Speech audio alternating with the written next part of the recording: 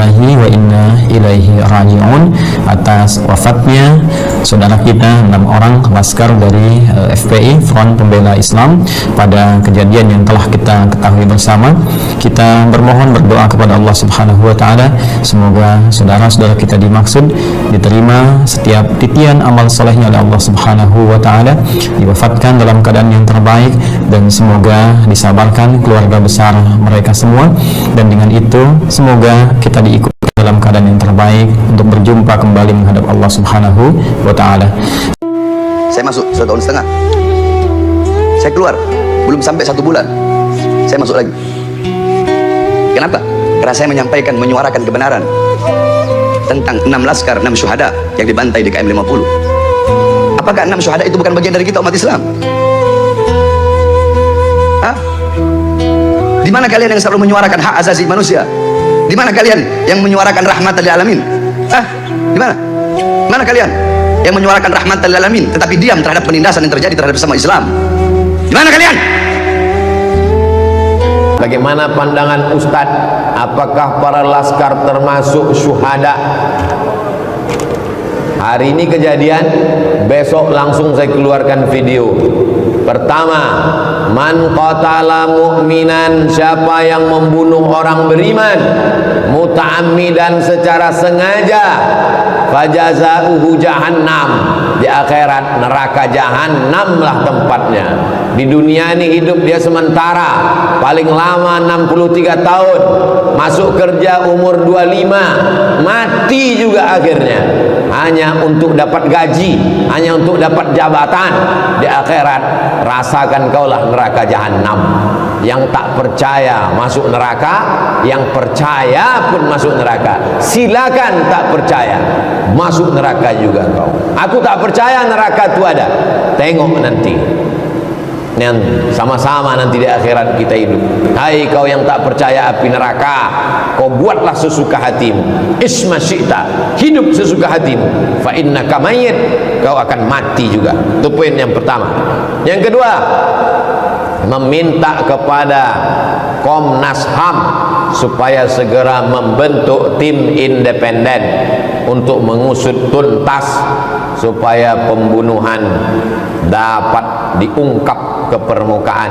Siapa yang menembak dari jarak dekat, siapa yang menyiksa, membakar, siapa yang mengotopsi tanpa izin keluarga, kenapa perutnya dibelah, kenapa kulitnya biru-biru, kenapa dipukul pakai senjata tumpul. Kau juga akan punya anak, kau juga akan punya keturunan. Bagaimana kalau anakmu yang dikandung istrimu 6 bulan, 9 bulan, 10 hari, dibesarkan dengan tetes air mata? 6 orang itu bukan anak kucing, 6 orang itu manusia. Sebaya dengan anak-anak. La yu'minu ahadukum, tak beriman hatta yuhibba li akhih, sampai kau sayang kepada saudaramu. Tak beriman kamu sampai ada rasa saudaramu. Kalau engkau bisa merasakan sakit, berarti kau makhluk hidup. Kalau kau bisa merasakan sakit, berarti kau makhluk hidup. Tapi kalau kau bisa merasakan sakit orang lain, barulah kau disebut manusia. Kalau sekedar sakit, anjing pun merasakan sakit, babi pun merasakan sakit. Tapi kalau kau bisa merasakan sakit orang lain, barulah kau disebut manusia. Berapa banyak manusia tapi otaknya otak anjing, otaknya otak babi. Kenapa Ustaz sebut anjing dan babi? Karena anjing dan babi ada dalam Quran. Ketika FPI dibunuh 6 orang, itu mereka ini nggak pernah ucapan duka cita loh. Yang dianggap yang mati itu kucing, anjing. Begitu kejadian kita 80, 23 CCTV rusak. Kemudian tempat apa kejadiannya dibongkar habis. Sama Sambo, sama di kebunnya. Itu Allah yang buka, bukannya kita yang buka. TV rusak, diambil, dirusakin. Tembak menembak, pada panjul. Yang paling menyakitkan, yang paling sedih kepada anak buahnya yang mesti dia setia, dia maksudnya siapa apa, jamin hidupnya, dia tembak dalam keadaan dekat hidup-hidup. Orang kalau hukuman mati Pak, itu pasti yang ditembak itu matanya ditutup. Orang kalau hukuman mati matanya ditutup. Di Indonesia begitu, jadi gak sempat ngelihat yang nembak itu, gak ketahuan peluru mana yang kena. Dia masih ada kemanusiaan, di matanya ditutup. Ini enggak, anak buahnya sendiri aja udah ditembak kadang hidup. Begitu jadi kejamnya dia kepada anak buahnya. Bagaimana kepada FPI? Kita bisa bayangin tuh ketika nembak. Yang nembak orang kafir, yang nembak orang kafir, begitu kejam. Apalagi yang nembak orang kafir, yang mati orang Islam, habis lu. Kalau punya kedudukan nggak pernah mau bela Islamnya. Mereka korbankan Islamnya demi kedudukannya, itu makanya nggak bakal ini. Kedua, sistemnya, sistem ini demokrasi ala Plato, bukan ala Islam.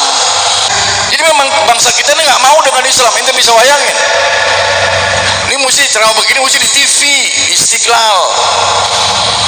Kapan gue diundang gue? Di Istiqlal itu kan kemerdekaan, tapi khotibnya mesti pakai, mohon maaf, pakai tulis-tulis. Jadi kan nggak merdeka. Quran itu mohon maaf Pak, sudah begitu istimewa, masih mengajak wa in kuntum fi raibim mimma nazalna ala abdina fa'tu bi suratim mim, masih kritis. Kalau mau ikut Nabi syaratnya minimal mesti 3 menurut saya. Yang pertama mesti punya ilmu, belajar. Itu udah baca belum tafsir jalan lain, tafsir Jamal, tafsir Al-Muyassar, tafsir Al-Mufassar, tafsir fi Zilalil Quran, tafsir At-Tabari, tafsir Ibnu Katsir, tafsir As-Sawi, tafsir yang Sofatut Tafasir, tafsir fi Zilalil Quran. Itu baca belum? Itu udah baca belum? Tajul Hadis, Usul Hadis, itu baca belum? Kita hadis. Lu baca Sahih Bukhari. Lu kalau belum baca nggak bisa, mesti punya bukunya. Bukunya mesti pakai guru. Kalau nggak bisa, kita belajar sendirian. Nggak bisa. Saya punya keluarga 10 Pak, yang ngaji cuma saya yang nurunin, yang lain enggak. Jadi guru saya kalau pidato orang tua saya, saya punya wali. Kalau madrasah tanya Haji Ayub tuh. Saya di Bukit Duri itu 6572, ngajinya tiap hari Habib Rahman Sagaf. 6 tahun. Naik PPD dari Poli turun di Kakelor jalan kaki itu. Itu guru saya. Kalau guru kitab saya Kemu dan Suk, itu guru dari semua hakim pengadilan seluruh Jakarta. Kalau guru silat gue belajar 3 juga, gue belajar juga silat gitu. Mesti komplit kita, isi otak dengan ilmu, isi ini isi dengan tauhid. Di sini mesti ada tauhid, di sini ada cahaya Allah ini. La ilaha illallah. Di sini mestinya, jangan di sini. Sini mestinya di sini. Kalau di sini ada cahaya Allah, semua terang, nggak ada apa-apanya. Kenapa lu mesti takut kepada yang pasti? Takut kepada Allah yang tidak pernah mati. Takbir. Sallu ala Nabi. Sallu ala Muhammad.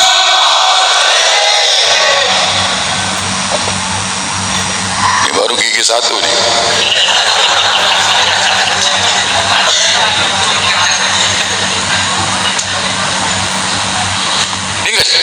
Nggak dibuat-buat, memang begini, membawaannya begini, nggak bisa. Nggak dibuat-buat, enggak. Jadi kita punya mental itu kuat gitu, nggak geteran. Kenapa? Karena dia punya kelemahan, kita tahu. Orang kalau main silat sama karate, nggak usah kalah, takut. Silat lebih hebat dari semuanya. Pelajari gitu. Jangan bulan puasa nungguin buka puasa main catur 2 jam dorong kayu, nggak ada kerjaan, orang goblok ini.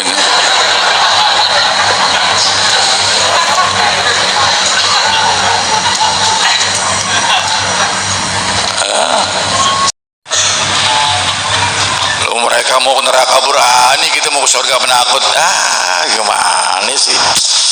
Itu cuma zikirnya di lidah sih, nggak di sini. Mesti di sini. Jadikan cerdas intelektual, ente belajar ilmu tinggi seakan boleh. Jadi kalau ikut Nabi itu mesti cerdas. Yang kedua mesti jujur kalau ikut Nabi, karena Nabi itu jujur. Artinya kalau kita ceramah di mana-mana, termasuk TV, jangan mau diatur yang punya TV. Ini kiai kan mereka pengen terkenal lama, jadi diatur kan judulnya dari dia. Nggak boleh macam-macam, tahu saya.